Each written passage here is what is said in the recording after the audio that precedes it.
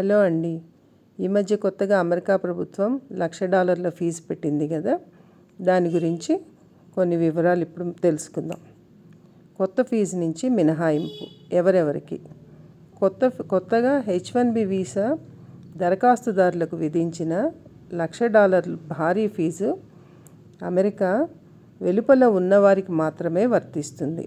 అంటే ప్రస్తుతానికి అమెరికాలో లేకుండా వేరే దేశాల్లో ఉన్న వాళ్ళకి మాత్రమే ఈ $1,00,000 ఫీజు వర్తిస్తుంది.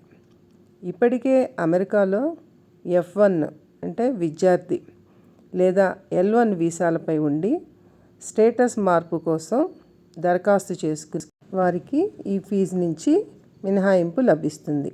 అంటే అట్ ప్రజెంట్ అమెరికాలో ఉండి వాళ్ళు రెన్యువల్ చేసుకునే పని అయితే వాళ్ళకి ఈ $1,00,000 ఫీజు వర్తించదు.